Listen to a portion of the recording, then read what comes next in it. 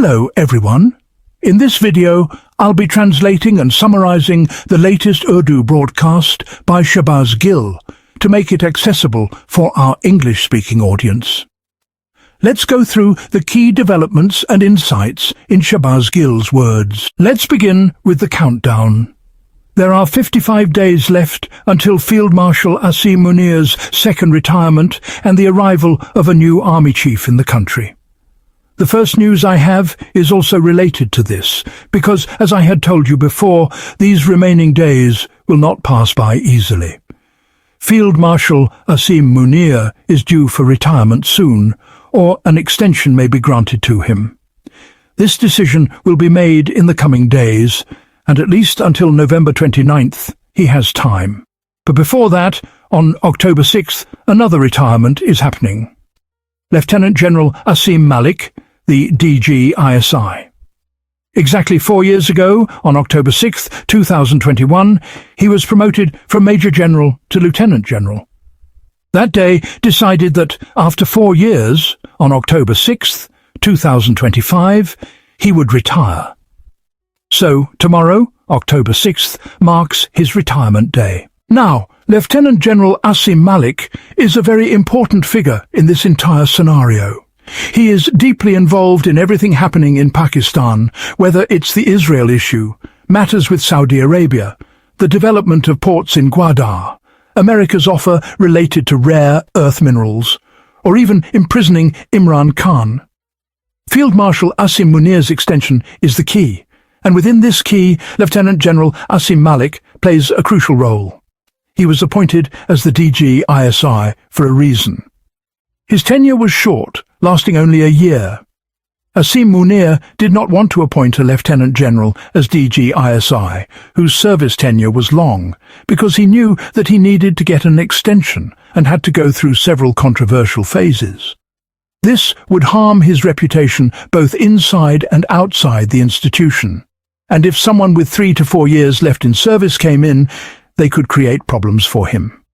So he chose Asim Malik, and there was trust in him. Asim Munir must have thought that Asim Malik had the capabilities to get this job done. There is no doubt that Asim Malik had successes. For example, he worked to weaken the strong overseas Pakistani diaspora that supported Imran Khan. He managed to infiltrate some of these key individuals, including some who were not that significant, but were perceived as important, and used them to his advantage. Some of them were deceived and lured back to Pakistan, which had consequences, but at least he succeeded in creating divisions within the Tehreek-e-Insaf, or PTI.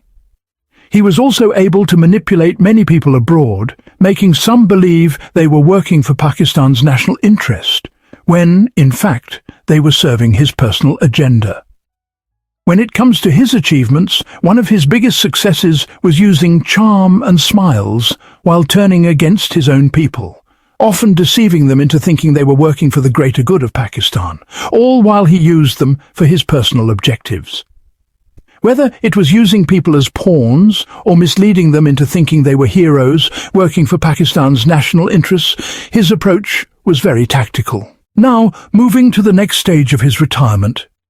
There's a question about whether Lieutenant General Asim Malik will retire or not. It's complicated because Asim Malik also holds the position of National Security Advisor, or NSA, making him a part of the cabinet. It seems unlikely that he will retire tomorrow, but there's another piece of news circulating, particularly in the US. Discussions are ongoing about the possibility of Asim Malik becoming Pakistan's ambassador to the US after his retirement. Yes, that's another angle to consider. It also appears that the current Pakistani ambassador to the US, Rizwan, may soon be replaced. There's been talk about this for a while, especially within circles around the US State Department. There's speculation that Asim Malik, if he retires, might replace Rizwan as Pakistan's ambassador to the US. This situation seems to be moving towards a conclusion, and although the official retirement announcement has not been made yet, there are discussions underway in serious diplomatic circles. In normal circumstances, a month before retirement, it's common to start hearing about potential successors, but there has been no such news regarding Malik yet. This uncertainty might be due to the ongoing decision about Field Marshal Munir's extension. It's possible that the retirement decision regarding Malik will be delayed until the situation with Munir is settled. But I'll leave it to you to form your own conclusions. Next, let's move on to an interesting piece of news. We partially shared it with you yesterday, but now there are more details. Recently, the DG ISPR made a statement regarding Israel. As I told you before, what he said about not recognizing Israel was not from a security source. It was more of a political stance.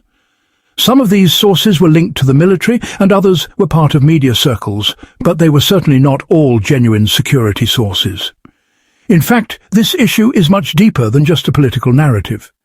The conversations around this statement show that there was a strategic discussion about the wider regional issues involving Israel, Palestine, and the geopolitical dynamics in the Middle East. While there were expectations that people in Pakistan might take to the streets as they did in other parts of the world, such as Amsterdam, Mexico, and many cities in Europe, where large crowds protested in solidarity with Palestine, the response in Pakistan was relatively muted. Even the Kashmiris, who have long been fighting for their rights, did not engage in large-scale demonstrations for Palestine. This raised a lot of questions about the situation in Pakistan, especially when it comes to the people's involvement in international issues. But as we see now, the leadership, both military and political, is involved in negotiations and discussions over the bigger picture, such as the rare earth minerals and potential future military and strategic collaborations. For now, the public response seems subdued, and the discussions within the higher echelons of Pakistan's leadership continue to unfold. This Tony Blair, or governance from there, and whatever international collaborations you're making and setting up forces here, is unacceptable. Hamas categorically said that they will not throw weapons. Palestinians will have the authority over it. They also had many conditions, which were in President Trump's terms, and they extracted them, saying that if these changes are made, then we will have no objection. We are ready to talk. And then they said, until the entire Palestinian community gives their opinion, no final decision can be made. Their ability and status, whatever space they have to work in, are of course limited. Whether it's Pakistan or many Arab countries, they are currently stuck due to the overall situation there.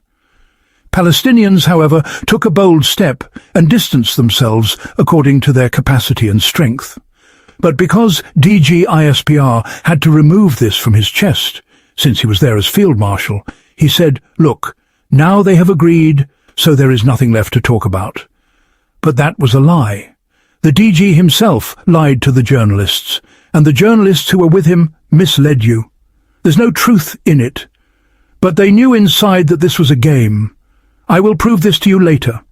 Mansoor Ali Khan openly called the DG ISPR a liar, and also said that this man is not trustworthy. Let me play this for you in his own words. After this, Mansoor Ali Khan said that security agencies had informed them that the DG ISPR said they would not recognize Israel. Israel's policy would remain the same as that of the Pakistani people. Israel will never be recognized as the Pakistani people want. After saying this, Mansoor Ali Khan laughed and said, this is what the security agencies told us. He added, this is not my responsibility. If anything changes, it's not on me. I'm just reporting what security agencies said. If tomorrow they change their position, don't blame me. I'm just telling you what I've been told. His smile and chuckle made it clear that he was lying. The DG ISPR is not trustworthy. He openly said, I am not responsible for what they say. Believe it if you want. You probably won't believe this, but this is what the Pakistani people want, just as the Pakistani people think about Israel, that Israel will never be recognized.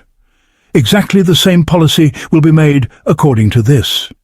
Keep in mind, that whatever I am telling you is exactly what security agencies briefed us on. I cannot take responsibility if something changes. You can't blame me for saying something that turns out to be false. So you've heard that. This indicates the situation there, and it should give you an idea of the real issue. They don't even trust each other. They know exactly what's happening inside. Then, when asked about the hybrid system, which Khwaja Asif had mentioned a few days ago, the DG ISPR said the security agencies are working everywhere. So, from now on, whenever we talk about DG ISPR, we should think of him as security agencies. He himself said that the hybrid system is good. It is giving results worldwide. Khwaja Asif, too, was just following the instructions. DG ISPR himself also agreed that the hybrid system is good and it's providing results globally. Now we know that Khwaja Asif was just echoing these views. Then there was a strong reaction to the statement by Imran Wali Khan, where he called the army chief a shopkeeper and said, "What is this joke? You are standing with stones to sell. Are you a salesman? Are you the army chief or not?" This comment caused a lot of pain, and harsh words were used against Imran Wali Khan. Imran Wali Khan has a terrible reputation, to be honest. With all due respect, he became a senator because of a few broken pieces of political support. He is not a trustworthy personality. But the point here is not about personal preferences, it's about reporting the truth. Despite their personal biases, they must report the facts. And in this case, the people of the ANP, Imran Wali Khan's party, are now publicly stating that their security has been withdrawn. Initially, when a statement was given, the government decided not to withdraw their security, explaining that there were terrorism-related threats. The Chief Minister of KP even called Imran Wali Khan and assured him his security would not be withdrawn. Imran Wali Khan also tweeted to confirm this, but now the DG ISPR's anger is visible, and Imran Wali Khan's representatives are saying that their security was removed and they no longer have police protection. Now, it seems Imran Wali Khan will have to apologize to the army chief and then get his security reinstated. So this issue is resolved. Imran Khan's name was also dragged through the mud. They criticized him, saying he's this and that.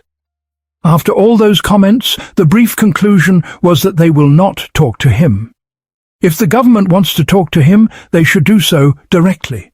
Politicians should talk to other politicians. The DG ISPR said the same, let politicians talk to other politicians. And the biggest politician in Pakistan right now is Asim Munir, followed by Asim Malik, and then you. Everyone else is just playing along. So the actual problem is that they're doing politics, but then hiding behind the claim that they're not politicians. They are, in fact, doing politics. But still, they said, we will not talk to him. If Imran Khan wants to talk, then this whole external talk about things happening and situations changing is just nonsense, with no truth behind it. When asked about media freedom, they said they want responsible media. Media that crosses limits will face consequences. A clear reference was made to Arshad Sharif's case. They said, we want responsible media within boundaries. If media is responsible, it's fine. If not, we'll take further steps. This shows their approach to controlling the narrative. This brings me to the next piece of news. The IMF has caught Pakistan committing fraud of $11 billion. Yes, Pakistan has been caught in a scam where they had shown $11 billion less in imports. This was done to manipulate their trade deficit and mislead the IMF. The IMF caught this fraud, and now they are demanding an explanation. The Pakistani government, under Field Marshal's leadership, has taken credit for things like the rise in stock exchange, the falling dollar, and the defeat of COVID. But now, they must also take credit for this fraud. This financial misrepresentation has been uncovered, and it's a big scandal. This issue also ties into how some of the security agencies are involved in manipulating the reports about imports and exports. The IMF caught them, And now there's no escape for the government. There are more issues that came up in this meeting, but we are still verifying details. Some of our friends say one thing, others say something else. We will share confirmed facts as soon as we have them. But for now, this is what's clear. Some of these things, like the port offer in Pasni, are half-truths, but the Financial Times did confirm that talks about this port offer did happen. That wraps up our translation of Shahbaz Gill's video. I hope this English version helped you understand his message better. Please like, share and subscribe to Awami Lens to help our community grow. Don't forget to leave a comment below and let me know what you thought of this effort.